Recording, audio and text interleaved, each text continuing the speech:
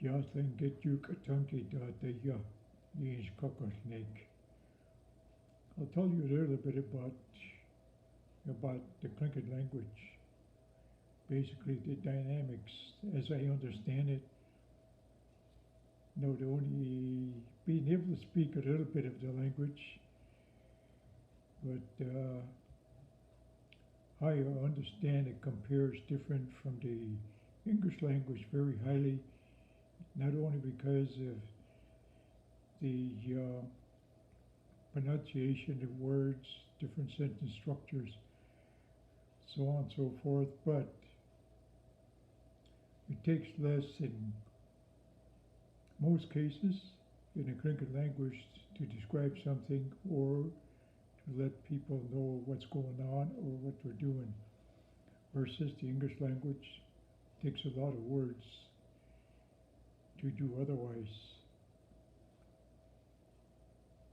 With two fluent speakers within the Tlingit society speaking to one another, they don't have to go into full descriptions of what they are discussing. If you're the one that is the main speaker, the receiver would already understand exactly what you're referring to without having to go into full-blown description of what you're talking about.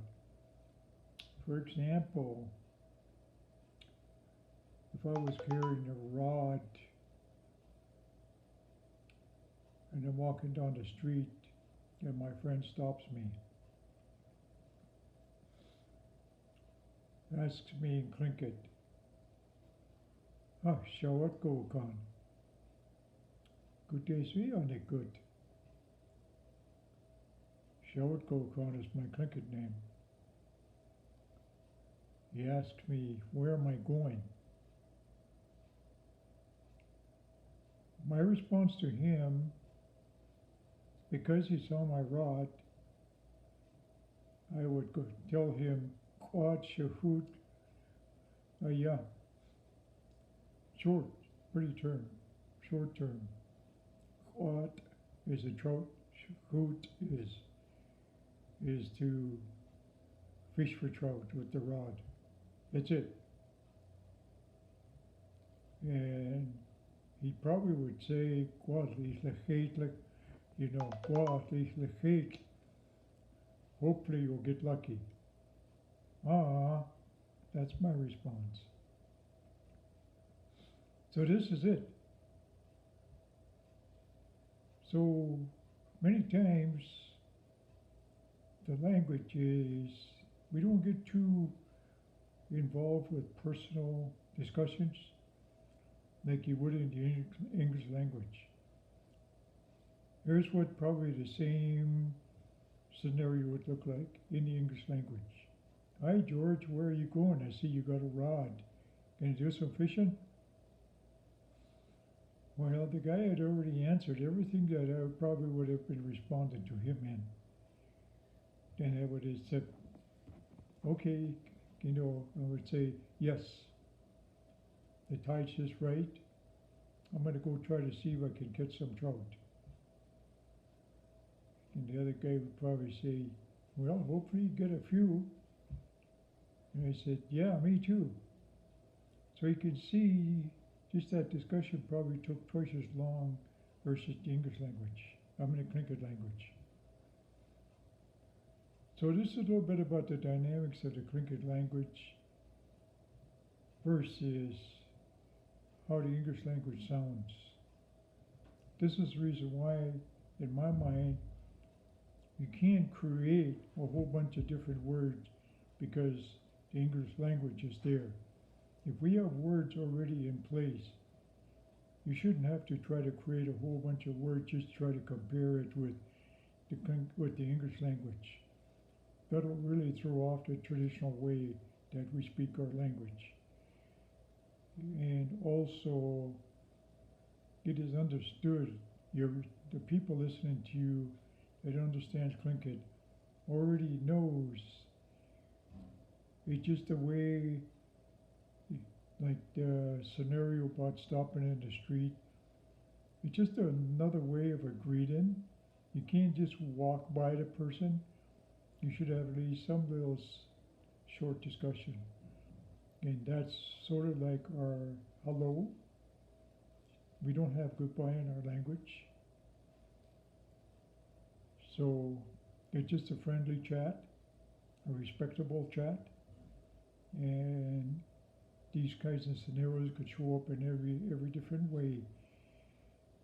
And I wanted to throw that out there because when you're beginning to learn Tlingit, don't try to think that there is a word for every and a word in Tlingit. It doesn't have a word for everything that the English language offers. We may have invented a few in the last 7,500 years ago, but not that many. So now we're finding that there's a lot more, and it makes it a lot harder for students to actually learn the Tlingit language in truest form. Stick to the simple words when you're learning. Like if you're learning simple words like look around your house, try to learn words like salt, eight is salt. Later in time, as you get better, your language will go to a sentence or a phrase. Gusuwa eight, you're asking the question now, where is the salt? Other things in your house, sagwain, bread. Most common thing in the house, bread. Sagwain och to go. I would sure like some bread. Sagwain och to go. Other things, heen is water. Heen dana, I'm going to drink water. Heen dana, going to drink water. Food items in the house. Tsina, light. Could be any fixture, a lamp, light on the ceiling, even a flashlight can refer to that. Tsina. Put in a sentence. Tsina gejiwu. Could be talking about a flashlight. Do you have a light? Or it could be talking about a lighter because you want to smoke. I hope you don't. These are pretty simple words. Gonach cheese. Thank you. Klein gonach cheese. Yad cha. Klein gonach cheese. Yad cha. Thank you very much for this food. Not cheese. Not cheese. Don't get cute about it. Just say the whole word as it was intended by our elders. Other simple words. Gone. Outside. Gante nach tuat. Let's go outside. Kaket. Dark. It's not dark. Not black. Dark. See you. Rain. Kunach siu dakwasitan.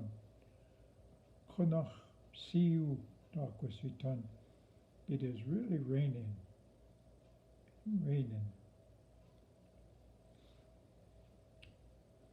Those are pretty simple words. Practice them. Gonna teach.